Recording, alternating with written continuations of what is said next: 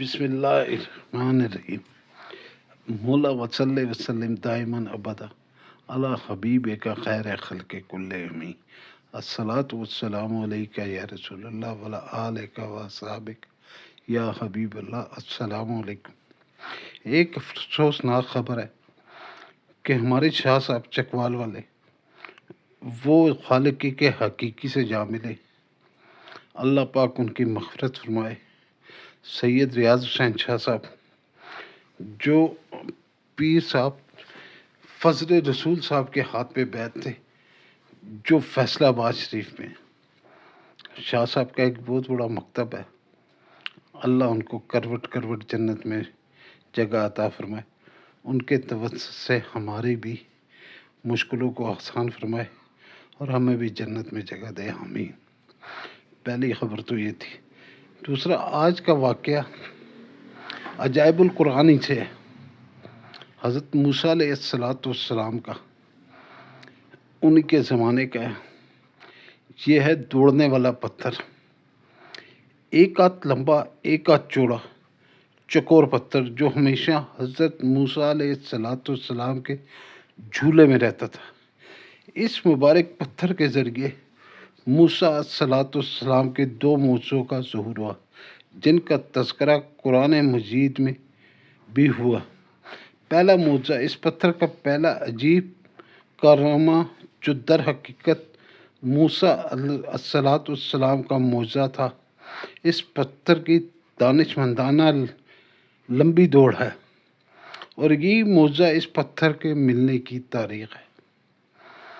اس مسفل واقعہ یہ ہے کہ بنی اسرائیل کا یہ عام دستور ہے کہ وہ بالکل ننگے ہو کر مجمع عام میں غسل کیا کرتے تھے، مگر موسیٰ علیہ السلام گو کہ اسی قوم کے فرد تھے، اسی ماحول میں پڑے بڑے تھے، لیکن خداوند قدوس نے ان کی نبوت، رسالت اور عظمتوں سے سرفراز فرمایا تھا۔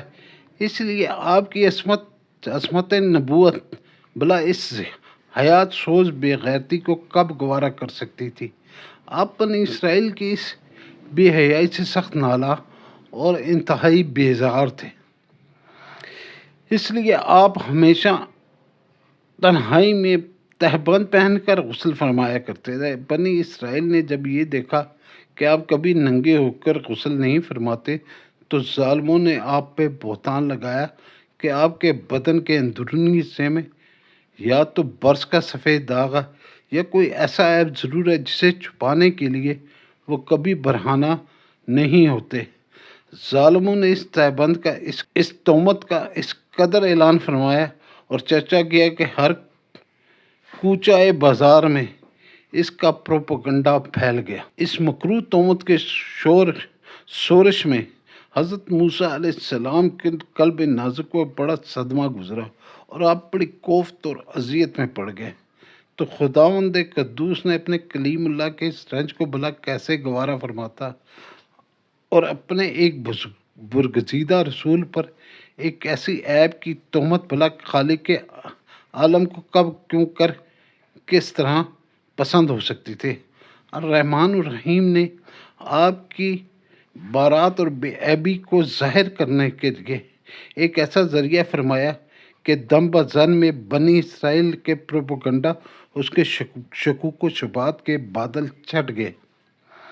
آپ کی بارات اور بنی اسرائیل کے بے عیبی کا سورج آفتاب عالم سے زیادہ آشکار اور روشن ہو گیا۔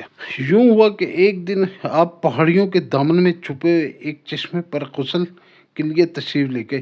یہ دیکھ کر کہ یہاں دور دور تک کسی انسان کا نام و نشان نہیں ہے، آپ نے اپنے تمام کپڑوں کو ایک پتھر پر رکھ کر بالکل برہنہ بدن ہو کر غسل فرمانے لگے۔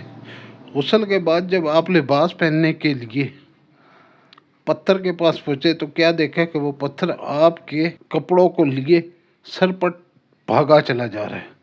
یہ دیکھ کر حضرت موسیٰ علیہ السلام پتھر کے پیچھے پیچھے دوڑنے لگے، ٹوبی حجر، یعنی اے پتھر میرا کپڑا ہے۔ مگر یہ پتھر برابر بھاگتا رہا، یہاں تک کہ شہر کی بڑی بڑی سڑکوں سے گزرتا ہوا گلی کوچوں میں پہنچ گیا۔ آپ برہنہ بدن ہونے کی حالت میں برابر پتھر کے پیچھے دوڑتے چلے گئے، اور اس طرح بنی اسرائیل کے ہر چھوٹے بڑے نے اپنی آنکھوں سے دیکھ لیا کہ سر سے پاؤں تک آپ کے مقدس بدن میں کہیں بھی کوئی عیب نہیں، بلکہ آپ کے جسم اقدس کا ہر حصہ حسن و جمال میں اس قدر نقطۂ کمال کو پہنچا کہ عام انسان اس کی مثال تقریباً محال ہے۔ چنانچہ بنی اسرائیل کے ہر فرد کی زبان پہ یہ جملہ تھا، یعنی اللہ کی قسم موسیٰ بالکل بے عیب ہے۔ جب یہ پتھر پوری طرح حضرت موسیٰ علیہ السلام کی برات کا اعلان کر چکا تو خود بخود رک گیا، اور آپ نے جلدی سے اپنا لباس پہنا اور پتھر کو اٹھا کر اپنی جھولی میں رکھ لیا۔ وما علینا الا البلاغ۔